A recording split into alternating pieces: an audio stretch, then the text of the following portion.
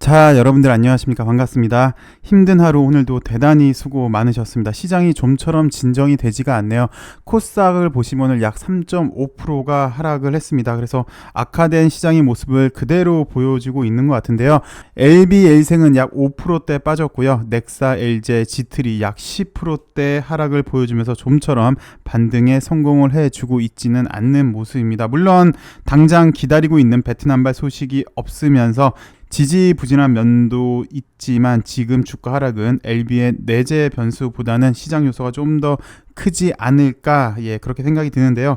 시장이 하락하니까 악재란 악재는 다 지금 시장에서 나오고 있는 모습인 것 같습니다. 현재 시장의 주요 이슈를 잠깐만 살펴보도록 할게요. 가장 큰 문제가 공급발 인플레가 문제죠. 일반적으로는 유동성 장세에서 실적 장세로 넘어갈 때 그 중간에 텀이 있는데 지금이 바로 그 단계고요. 인위적으로 경기를 부양을 시켰으니까 유동성을 공급을 해서요. 그 다음에 이제 유동성이 풍부해지니까 물가 오를 걸 대비해서 유동성을 회수합니다. 중앙은행에서는요. 그래서 물가 상승을 억제를 하는데 지금은 자연스러운 인플레가 아닌 공급 부족으로 물가 상승이 이루어지고 있어서 특히 원자재 가격이 그렇죠. 오늘만 와도 천연가스 가격이 사상 최고치를 기록하고 있는데 이거 말고 또 코로나로 많은 도시들이 폐쇄가 되었습니다. 베트남 역시 대표적인 게 되겠고요. 중국 역시 전력난이 커지고 있어서 글로벌 수급 문제가 대두가 되고 있어요. 이런 공급발 인플레가 스태그플레이션을 야기시키고 있죠. 경기는 계속해서 침체되고 있는데 물가만 상승하는, 여튼 물가 상승이 유동성 회수 정책에 들어오게 되었고 미 국채금리 상승으로 이어졌습니다. 그래서 국채금리가 상승을 하다 보니까 성장주 섹터에 영향을 주고 있고요. 그래서 대표적인 성장주 바이오주가 현재 비실한 모습을 보여주고 있고요. 여기서 끝나는 게 아니라 중국 헝다 문제도 있죠. 그리고 정전 사태, 에너지 문제도 있고요. 미국 부채 한도 협상도 있습니다. 여기서 끝나면 좋을 텐데 이게 끝이 아니라 좀 조용하면 나타나는 미중 분쟁도 있습니다. 시진핑 주석이 G20 회담에 불참하겠다라는 소식, 그래서 미중 정상회담이 불투명할 것이다 라는 소식이 전해졌고요. 또 환율도 계속 오르고 있습니다. 근데 이게 보통 시장이 좋지 않으면, 사실 며칠 전부터 공급발 인플레가 예상이 되었고 오늘도 환율이 급등을 하는데 금융위에서 비상으로 시장을 좀 점검하겠다, 자본시장의 혼란을 가만두지 않겠다, 우리는 예의주시하겠다라는 이런 보여주기식, 이런 제스처만 좀 보여줘도, 회의하는 모습만 딱 사진 한 장만 찍어줘도 시장은 투심이 많이 좀 안정이 되는데 그게 좀 아쉽네요. 글쎄요, 국감이라서 금융위원장이 없어서 그랬다고는 할 수 있겠지만 그런 회의가 꼭 금융위원장이 없으면 안 되는 그런 회의도 아닌데 요건 좀 아쉽습니다. 이게 벌써 며칠 전부터 예견된 건데 자본시장의 혼란을 좀 냅둔 것 같아서 이것 좀 많이 아쉽고요. 이렇게 투심이 악화되고 있는 와중에 스탁론 반대 매매도 꽤 나온 것 같습니다. 그리고 국내 시장 대출 규제가 있죠. 그래서 개인 투자자가 적극적으로 주식을 매수하기는 좀 힘든 상황이고요.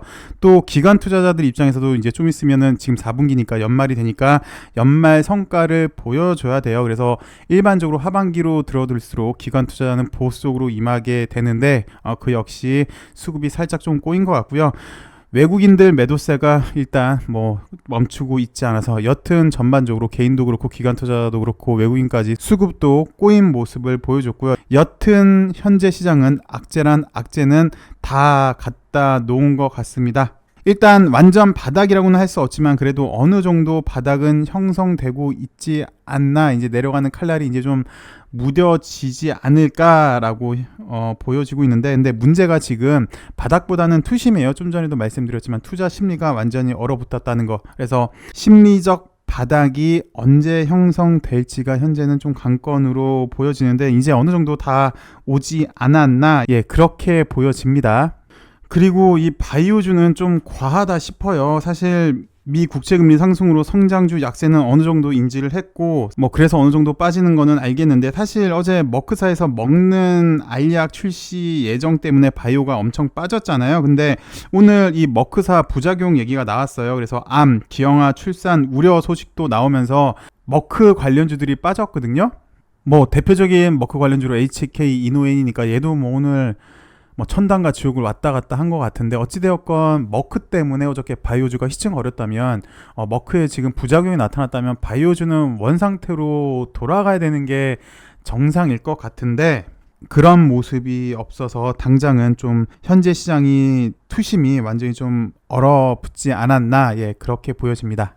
그래서 일단 바이오주의 하락이 좀 과하다 싶은데요. 참고로 지금 머크 관련주 얘기가 나왔으니까 어저께 나온 뉴스를 다시 한 번만 살펴보도록 할게요. 머크 코로나19 경구치료제 선구매 국가가 줄줄이 대기 중에 있다. 머크 관련주로는 HK 이노엔으로 보여지고 있는데 라는 기사인데요.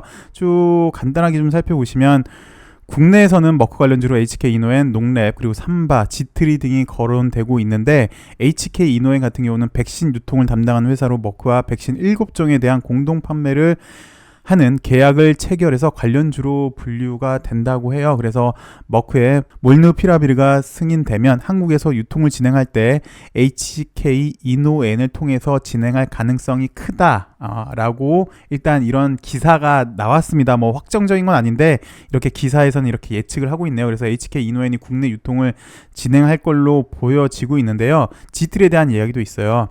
지트리 같은 경우도 현재 나노코박스 백신 관련주로 분류되고 있는데, 머크 코리아 마케팅 임원 출신이 근무한다는 소식에 관련주로 거론되고는 있다라는 얘기가 나왔으니까 이거 참고만 좀 해주시고요. 어쨌든 머크 관련주로 HK 이노엔이 오늘 뭐 천당과 지옥을 왔다 갔다 했다고 치고요. 그러면은 반대로 다른 바이오주들이 좀 반등을 해줘야 되는데, 바이오주들이 약세가 정말 대단해요. 너무 좀 과하지 않나라는 생각이 좀 들고요. LB 관련주 역시 좀 과하지 않나라고 그렇게 생각이 됩니다. 회사 내부의 본질적인 게 문제가 아니라 외부 변수로 하락한 거라서 이젠 좀 반등을 한번 기대해 봐야 되는 그런 단계이지 않나라고 생각이 듭니다. 일단 시장 자체가 문제이고요. 뭐 물론 베트남에서 기다리고 있는 소식이 들리지가 않아서 좀 더 하락의 폭은 깊어진 것 같습니다.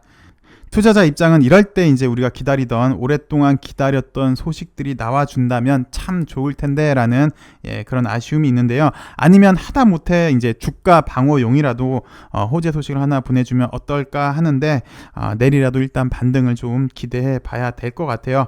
근데 참 재밌는 게 이 하락장에서 외국인들은 이렇게 하루 빼놓고 다 매수를 해주고 있어요. 오늘도 50만 주 넘게. 물론 이제 이게 장이 확실히 끝나 봐야 되겠지만, 일단 정규 시장에서는 약 53만 주를 매수를 해줬고요. 엘센 같은 경우도 약 70만 주를 매수를 해줬고요. 넥사 같은 경우도 약 10만 주, LG 같은 경우도 약 15만 주 이렇게 매수를 해줬는데, 글쎄요, 이제 외국인들도 이제 어느 정도 포지션 정리가 좀 됐으면 이제는 숏에서 이제 롱으로 좀 전략을 취하는 그런 방향을 좀 해주길 한번 기대해 보네요.